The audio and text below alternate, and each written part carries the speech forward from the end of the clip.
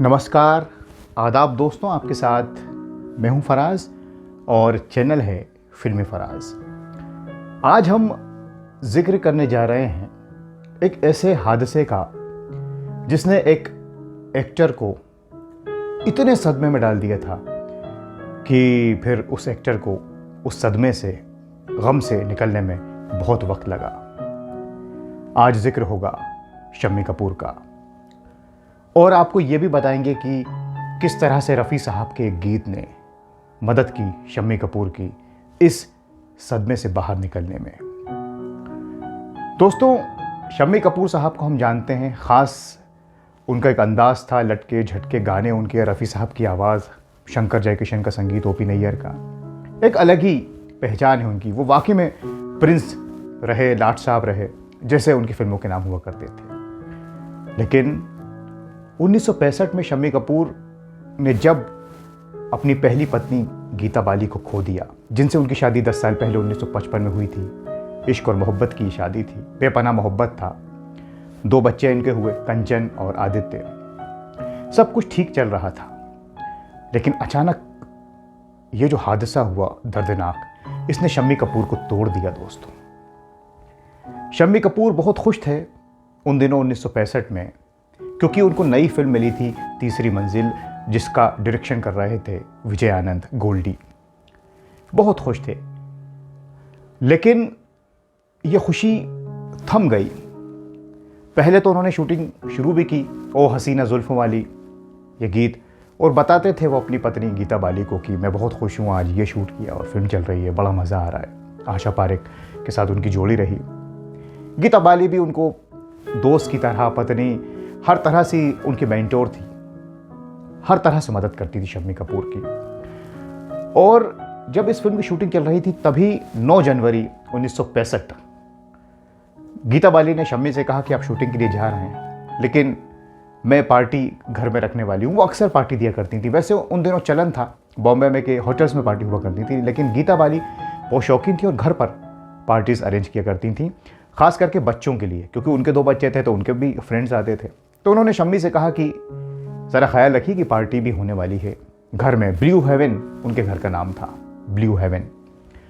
तैयारी चल रही थी, शम्मी शूटिंग के लिए निकल गए। 9 और 10 जनवरी के दरमियान जब गीता बाली सोकर उठी तो उन्हें बहुत तेज़ बुखार हो गया, इतना तेज़ कि सुबह और शाम में ये बुखार 106 डिग्री तक पहुंच गया। शम्मी दौड़े भागे आए, डॉक्टर्स को बुलाया गया।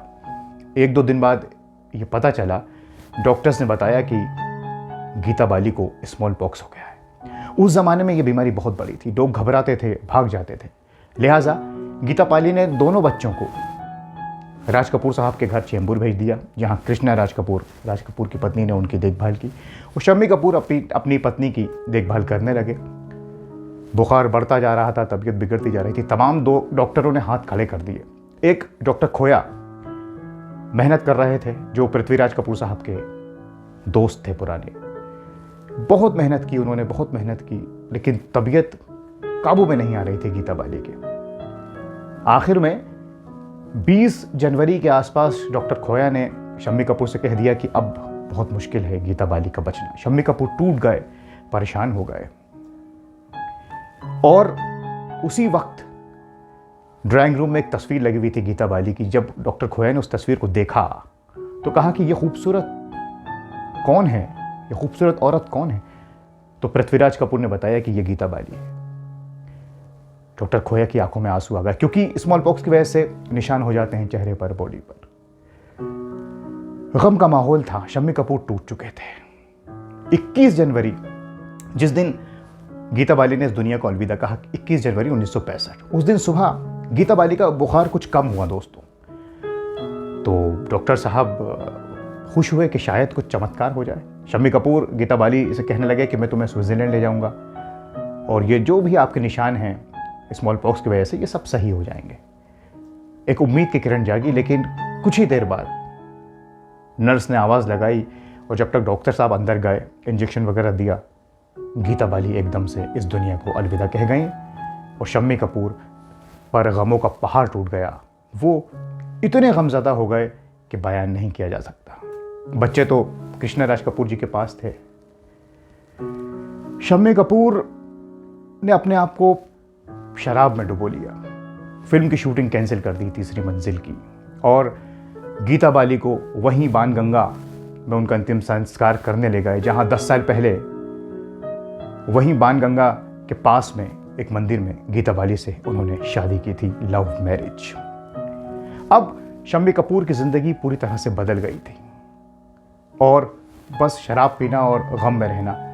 उनका हाल देखकर राज कपूर के पिता पृथ्वीराज कपूर, जो शम्मी कपूर के भी पिता थे, कृष्णा राज कपूर जो भाभी थी शम्मी कपूर की, बहुत परेशान हुए और ये तय कर लिया कि शम्मी कपूर की दूसरी शादी की जाएगी।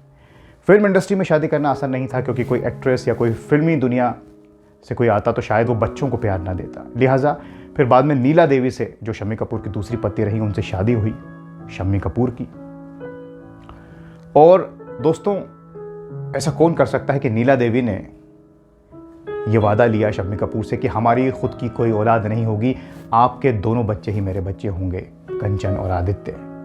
ये अपने आप में एक मिसाल है। और फिर बाद में शम्मी कपूर धीरे धीरे गम से बाहर निकले। लेकिन जब शम्मी कपूर ने दोबारा शूटिंग शुरू की तीसरी मंजिल की, तो विजय आनंद ने उनकी बड़ी मदद की और रफ़ी साहब ने, और वो गीत जो कैमरा उन्होंने फिर से कैमरे के सामने आए, वो गीत था तुमने मुझे देखा होकर मेहरबान, जो डेडिकेट कर दिया गया था गीता बाली को। तुमने मुझे देखा होकर मेहरबान,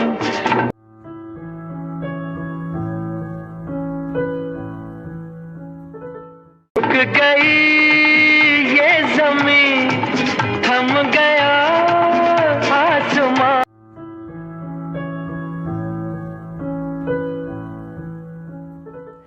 रफ़ी साहब के गीतों ने तो हमेशा ही शम्मी कपूर को एक नई ज़िंदगी दी, लेकिन इस गीत ने, शम्मी कपूर साहब बताते हैं कि उनको एक हौसला दिया।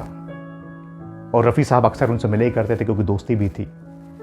फिर इसके बाद धीरे धीरे शम्मी कपूर की गाड़ी फिर पटरी पर आए और फिर वो उन्होंने अपनी ज़िंदगी को लेकर चले आगे। लेकिन गीता बाली को वो कभी भूल नहीं पाए। ये एक सच्चाई है।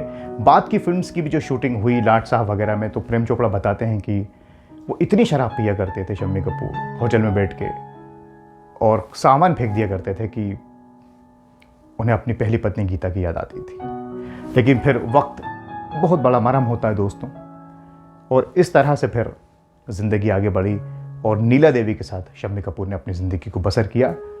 और रफ़ी साहब के उस गीत को शम्मी कपूर हमेशा याद किया करते थे। वैसे तो कई गीत रहे उनके, लेकिन तुमने मुझे देखा उनके लिए बहुत ज़्यादा स्पेशल बन गया था, जो शम्मी कपूर साहब की ज़िंदगी की आखिरी सांस तक उनके साथ जुड़ा रहा। तो ये बात थी बदनसीबी की शम्मी कपूर की, ऐसा हादसा जो शायद किसी दुश्मन के साथ भी ना हो तो बेहतर है।